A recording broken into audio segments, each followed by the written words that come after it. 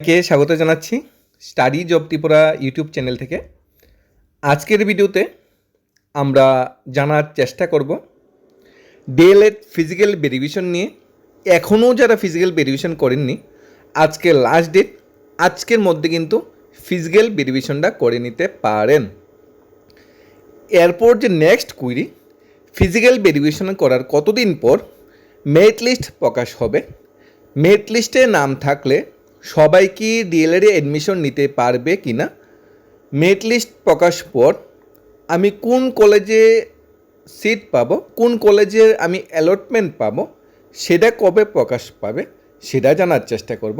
Merit লিস্টটা কীভাবে prepare করা হয়, মেরিট লিস্ট প্রিপেয়ার হওয়ার পর মেরিট লিস্ট যখন আমার হাতের সামনে আসবে তখন আমি কি করব, ফিজিক্যাল ভেরিফিকেশন এখনও যারা করোনি, ফিজিক্যাল ভেরিফিকেশন না করলে কি হতে পারে সেটা আমরা জানার চেষ্টা করব। এবং ডিএলএড কোর্সের যে বেনিফিটগুলো, ডিএলএড কোর্সটা কীভাবে হয়, রেগুলার ক্লাস করতে হয় কি না, স্টাইপেন্ডের কোনো ফেসিলিটি আছে কি না, ওয়ান টাইম স্কলারশিপের কোনো ফেসিলিটি আছে কি না, কী কী কোর্স থাকে, কী কী পারপাসে ডিএলএডটা করানো, সমস্ত কিছু জানার চেষ্টা করব। প্রথমত, পুরো ত্রিপুরাতে 530 কাছাকাছি ডিএলএড সিট আছে। ডাইরেক্ট আগরতলাতে 200খানা, কাকরামনে 180, কমলপুরে 50, কৈলাসরে 50, কুমারঘাটের 50। এর আগের ভিডিওতে আমরা দেখেছি ডিএলএড অনলাইন কীভাবে ফর্ম ফিল আপ করতে হয়। DElEd online form fill up 19/6 পর্যন্ত হয়েছে, online form fill up close হয়ে গিয়েছে, এখনও ফর্ম ফিল আপ করতে পারবে না। Physical verification, online form fill আপের পরে আমরা সবাই ফিজিক্যাল ভেরিফিকেশনের জন্য ওয়েট করছিলাম। ফিজিক্যাল ভেরিফিকেশন আমরা কী কী নিয়ে করেছি, পিআরটিসি, অ্যাকনোলজমেন্ট কপি, মাধ্যমিক admit, marksheet, higher secondary marksheet, SC certificate নিয়ে আমরা ফিজিক্যাল ভেরিফিকেশনটা করেছিলাম। এখন ফিজিক্যাল ভেরিফিকেশন লাস্ট ডেট ছিল 21/6, সবাই যেন 21/6 হলিডে ছিল, তাই একদিন বৃদ্ধি করে 22/6 করা হয়েছে। অর্থাৎ আজকের ডেট হলো লাস্ট ডেট, আজকের ভিতরে ফিজিক্যাল ভেরিফিকেশন করা যাবে। কোথায় ফিজিক্যাল ভেরিফিকেশন করতে হবে, যে কোনো একটা ডাইট সেন্টারে যেতে হবে। ডাইট আগরতলা যেতে পারো, কাকরাবনে যেতে পারো, কমলপুর, কৈলাসহর বা সিটি কুমারঘাট, যে কোনো একটা ডিএলএড কলেজে যেতে পারো, সেখানে ফিজিক্যাল ভেরিফিকেশনটা করে নিতে পারো। তোমার যেটা সুবিধা হয় সেটা যাওয়ার সময় এই ডকুমেন্টটি নিয়ে যেতে হবে। যারা এখন ফিজিক্যাল ভেরিফিকেশন করুনি, আমরা আশা করছি 99% সবাই ফিজিক্যাল ভেরিফিকেশন করে নিয়েছে। এরপরে যেটা সবচেয়ে বড় কুইরি, সেটা হলো মেরিট লিস্টটা কীভাবে প্রিপেয়ার হয়। তোমার মাধ্যমিকের থেকে 20% মার্কস নেওয়া হবে, 12 থেকে নেওয়া হবে 80% মার্কস নেওয়া হবে, তারপর দুইটাকে প্লাস করে যত পার্সেন্টেজ আসে সেটা হবে তোমার ফাইনাল মেরিট লিস্টের পার্সেন্টেজ বা নাম্বার।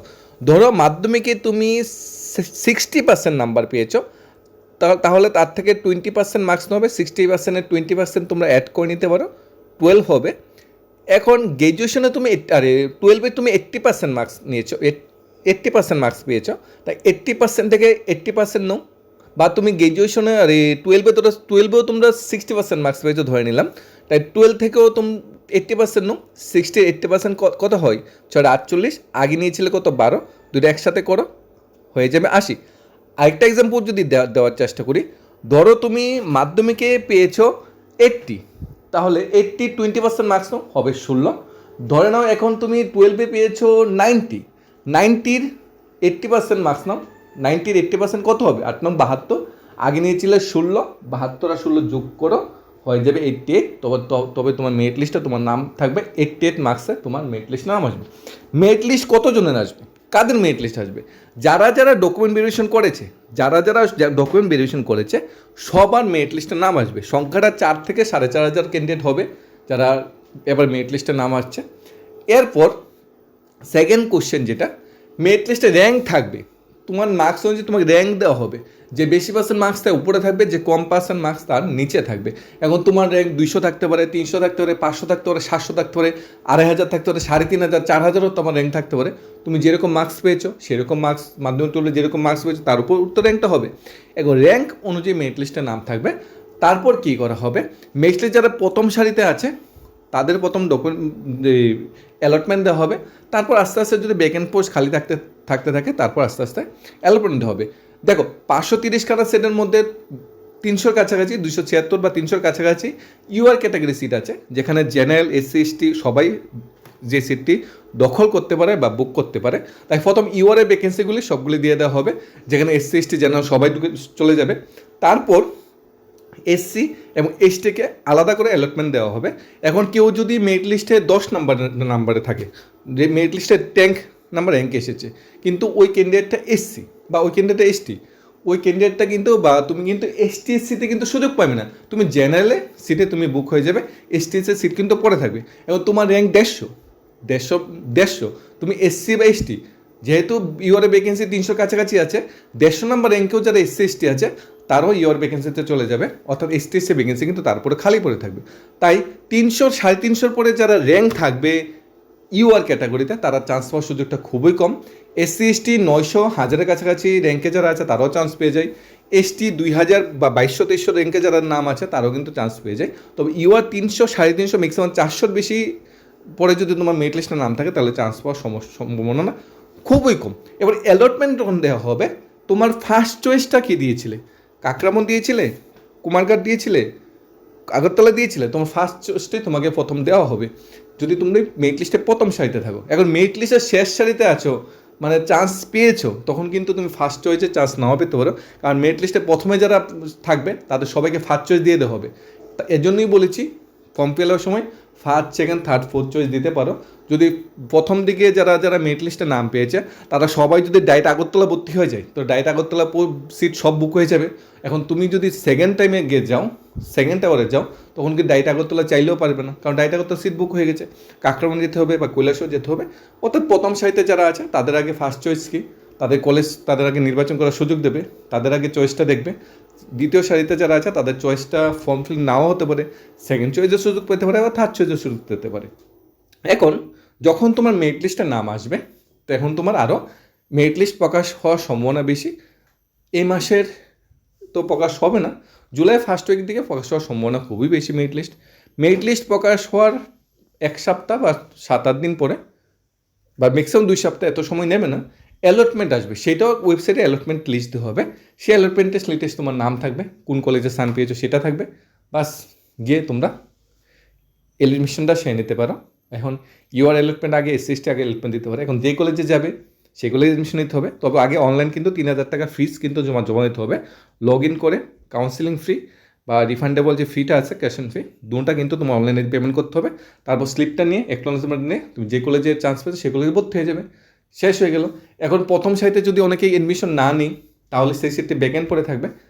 দ্বিতীয় সারিতে এর পিছে যারা আছে তাদের সুযোগ করে দেওয়া হবে। তাই টেনশন নেবে না, এখন যেন ফিজিক্যাল ভেরিফিকেশন করে নি, আজকে লাস্ট ডেট 5টা পর্যন্ত খোলা থাকে, গিয়ে ফিজিক্যাল ভেরিফিকেশনটা এনি টাইম কিন্তু করে নিতে পারো। এটা তোমাদের সর্বশেষ সুযোগ কিন্তু ডিএলএড কোর্স থেকে করা হয়েছে। ডিএলএড কোর্সের বেনিফিট হলো, যদি 12-এর সাথে কেউ ডিএলএড কোর্সটা করে তাহলে টেট 1 দিতে পারবে, আর যদি গ্র্যাজুয়েশনের সাথে কেউ ডিএলএডটা কোর্সটা করে তাহলে টেট 2 দিতে পারবে। অর্থাৎ ডিএলএড কোর্সের টেট 1 টেট 2 দুইটাই দেওয়া যায়, কিন্তু বিএড করলে কিন্তু টেট 1 দেওয়া যায় না। ডিএলএডের এই বেনিফিটটা টেট 1 টেট 2 দুইটাই দেওয়া যায়। আর প্রাইমারি স্কুলের শিক্ষকের চাকরি পেতে গেলে ডিএলএড মাস্ট, ডিএলএড ছাড়া আর কোনো উপায় নেই। আর সরকারিভাবে ডিএলএড এটাই এডমিশন, সরকারিভাবে আর কোনো ডিএলএড কলেজ ত্রিপুরাতে নেই। এটা একমাত্র ডিএলএড কলেজে এডমিশন, যেখানে 530খানা সিট আছে। এবং এরপরে যদি কেউ ডিএলএড ভর্তি হতে চায়, প্রাইভেট কলেজ আছে, ভারতীয় বিদ্যাভবন আছে, ইকফাই আছে, হোলি ক্রস আছে, কিংবা কলকাতা থেকে অনেকে ডিএলএড করে নিতে পারে, সেটা আলাদা বিষয়। ডিএলএড কোর্সের ক্লাস জুলাইয়ের শেষ উইকে বা আগস্টের ফার্স্ট উইকের দিকে ক্লাস শুরু হয়ে যায়। ক্লাস শুরু হওয়ার পর প্রথম ভাগে স্কুল ক্যাম্পাসে, কলেজ ক্যাম্পাসে ক্লাস করতে হয়। সেখানে ম্যাক্সিমাম কলেজগুলোতে হোস্টেল ফেসিলিটিও আছে, দূরে তারা যারা থাকেন থাকারও ব্যবস্থাপনা আছে। এরপর যখন ক্লাস শুরু হয়ে যাবে, প্রথম 3-4 মাস এভাবেই চলবে। তারপর 1 মাসের জন্য স্কুল ইন্টার্নশিপের মতো একটা ট্রেনিং থাকবে, সেখানে যাবে। সামনের বছর এমন টাইমে আবার পরীক্ষা হবে, সেখান থেকে মার্কস দিতে হবে। তবে সেকেন্ড ইয়ারে স্কুল ইন্টার্নশিপটা বেশি, সেটা ম্যাক্সিমাম 3 থেকে 4 মাস বিভিন্ন স্কুলে গিয়ে তোমাদের ক্লাস করাতে হতে পারে।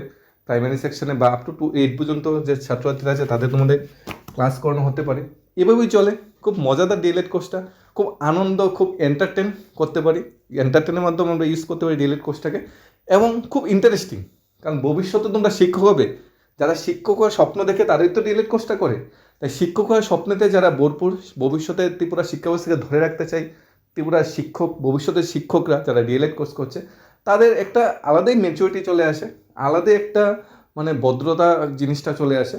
এবং ডিএলএড কোর্স যারা করে তারা ম্যাক্সিমাম সবাই ভদ্র, নর্ম, এবং স্টুডেন্টের কীভাবে পড়াতে হয়, কীভাবে শিক্ষকতা চাকরিটা করতে হয় সেটা খুব ভালোভাবে নিজের আয়ত্ত আনতে পারে। তাই কংগ্রেস, অভিনন্দন জানাচ্ছি যারা যারা ফিজিক্যাল ভেরিফিকেশন করে নিয়েছো, আর যারা যারা মাধ্যমিক 12 মার্কস আছে তারা আশা করছি খুব শীঘ্র অ্যালটমেন্ট লিস্ট চলে আসবে, মেরিট লিস্ট চলে আসবে এবং অ্যালটমেন্ট চলে আসবে, তোমরা সুযোগ পেয়ে যাবে। এরপর যদি কোনো কোশ্চেন থাকে, কোনো প্রশ্ন থাকে ডিএলএড কোর্স বিষয়ে, অবশ্যই নির্দ্বিধায় কমেন্ট করে জানাতে পারো। খুবই ইন্টারেস্টিং ডিএলএড কোর্স। আমি এই কোর্স বিষয়ে আমাদেরও আগ্রহ, আমাদেরও এটার আকাঙ্ক্ষা বা আমাদেরও চাহিদা অনেকটা বেশি, কারণ ডিএলএড কোর্স এমন একটা কোর্স যেটা শিক্ষা ব্যবস্থার মেরুদণ্ড, যেটা প্রাথমিক শিক্ষা ব্যবস্থাকে সুন্দর করে সাজিয়ে গুছিয়ে তুলছে। ধন্যবাদ সবাইকে।